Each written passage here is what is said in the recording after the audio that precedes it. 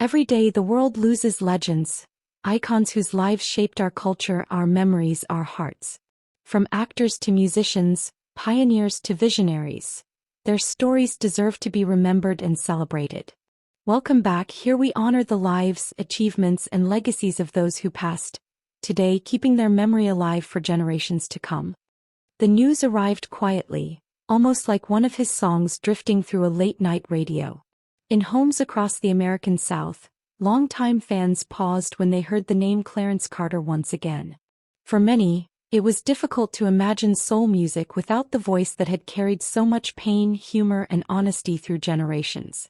And behind that unforgettable sound was a man who had spent his entire life overcoming darkness in ways few people truly understood. Born in rural Alabama, Clarence Carter entered the world without sight. But even as a child growing up in Montgomery, he seemed to hear life differently from everyone around him. Neighbors remembered a young boy who could recognize people by footsteps alone. Family members often spoke about how music became his way of seeing the world. Long before fame arrived, songs were already becoming his language of survival. In small churches and crowded community gatherings, his voice began drawing attention.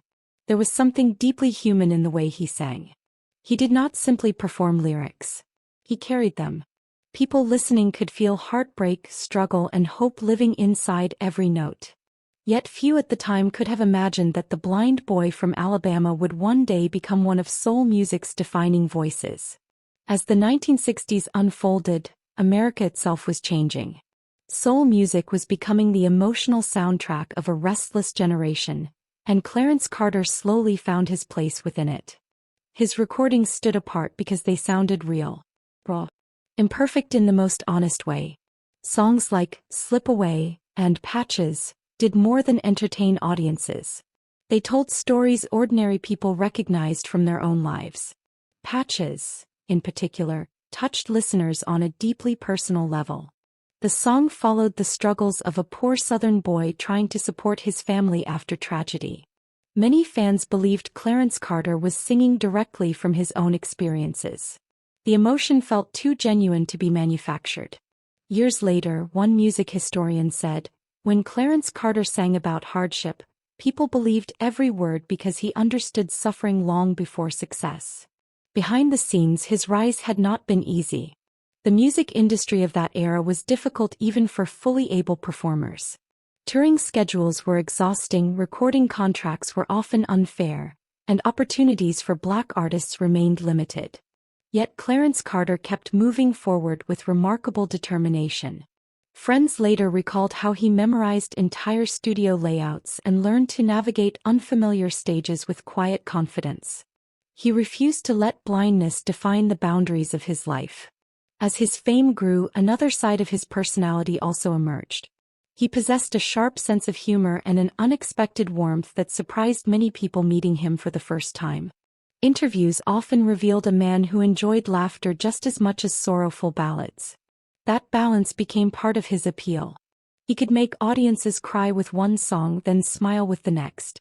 One former bandmate once shared a memory from a backstage rehearsal in the 1970s. "Clarence always knew when someone in the room felt nervous," he said. "He couldn't see your face, but somehow he felt your energy immediately." Stories like that followed him throughout his career, creating the image of an artist deeply connected to the emotions around him. Even as musical trends changed through the decades, Clarence Carter's songs never completely disappeared.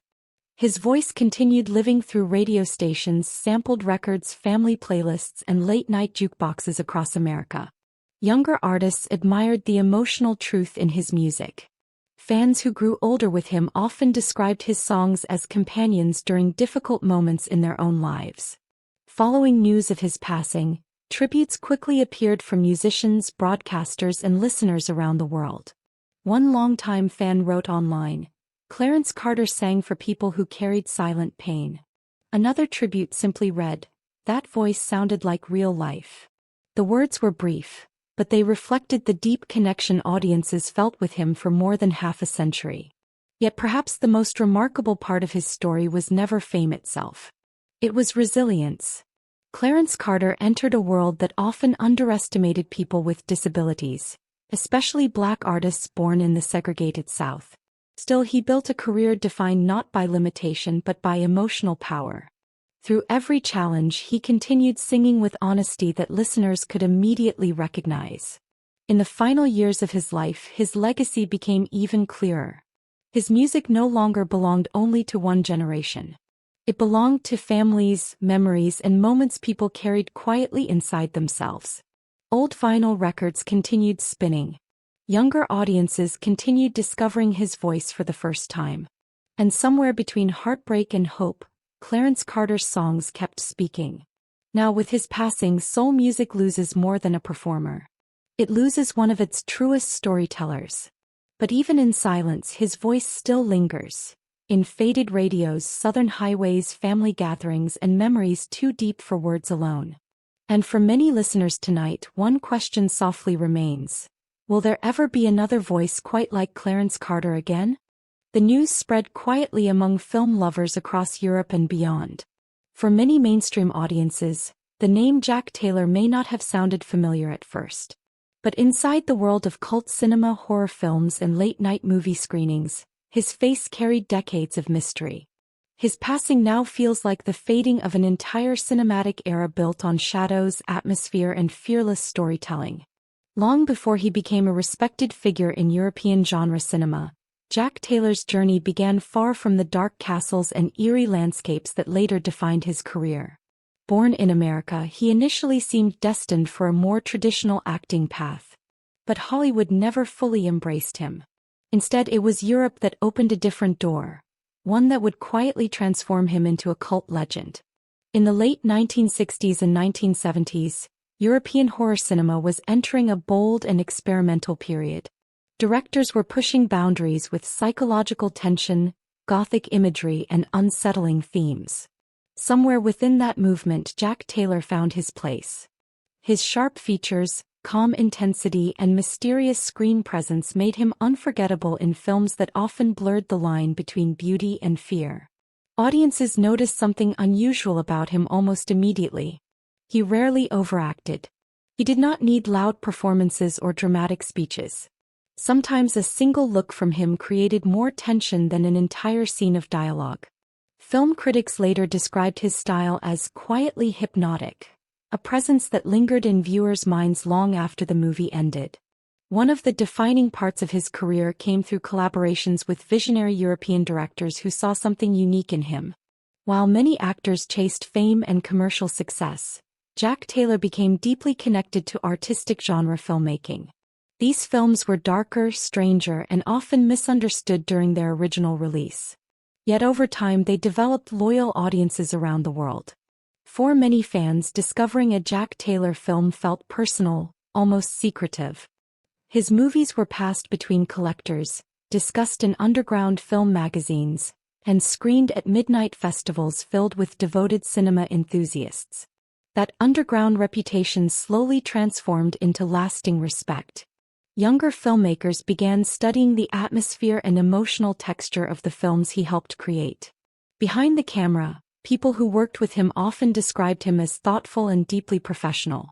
Despite appearing in intense and disturbing stories, he carried a calm and reflective personality in real life.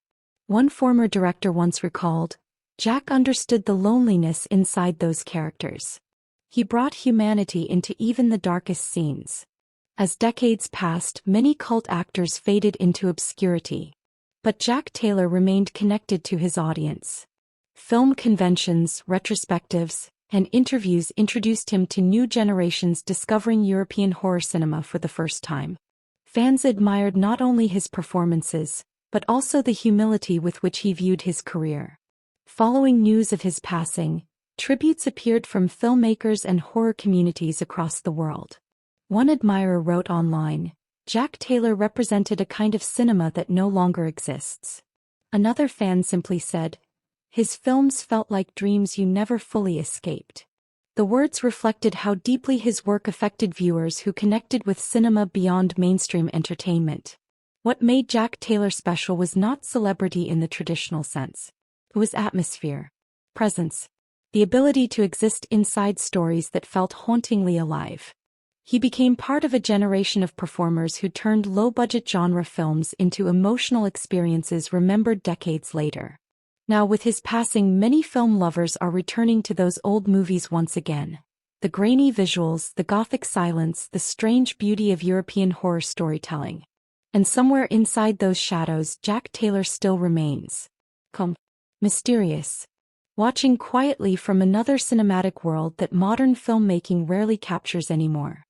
For decades, his voice floated through television studios, newspaper pages, and Hollywood conversations with unmistakable confidence.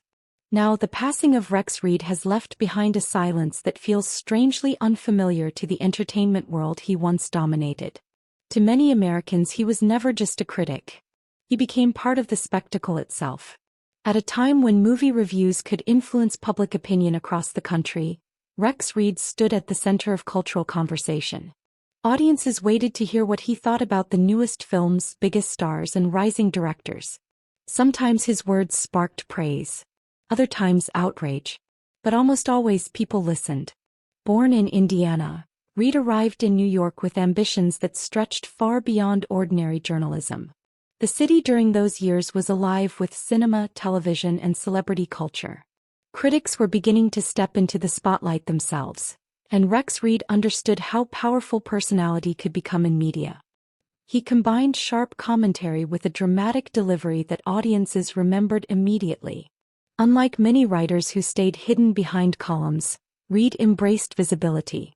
He appeared regularly on television talk shows and entertainment programs, speaking with bold confidence about Hollywood's biggest names. His opinions were often direct and unfiltered, which made him both admired and controversial. Some actors appreciated his honesty. Others feared becoming the target of one of his harsh reviews. Yet even people who disagreed with him admitted he brought energy to film criticism. One former broadcaster once said, "Rex Reed made movie discussions feel like major events." In many ways, he helped turn entertainment journalism into mainstream television conversation long before internet culture existed. As American cinema evolved through the 1970s, 1980s, and beyond, Reed remained a familiar face in the industry. He reviewed legendary performances, attended glamorous premieres, and witnessed Hollywood transform through multiple generations. His career lasted through an era when critics still held significant cultural influence, shaping what audiences chose to watch and how films were remembered. But behind the sharp public image was also a man deeply connected to the art of storytelling. Friends often described him as passionate about classic films and old Hollywood history. Beneath the provocative headlines and strong opinions was someone who genuinely loved cinema and understood its emotional power. Following news of his passing, tributes appeared from journalists, film lovers, and longtime television viewers. One tribute online read, "Rex Reed belonged to a generation when critics became celebrities too." Another simply stated, "He made people care about movies in a bigger way." His death also marks the fading of a different media era, a slower time when film criticism carried authority, personality, and cultural weight. Today, opinions move quickly through social media feeds and short online reactions. But Rex Reed came from a world where one critic's voice could still shape national conversation. And somewhere inside old television clips, faded magazine covers, and newspaper archives, that voice still echoes, sharp, theatrical, and impossible to completely ignore.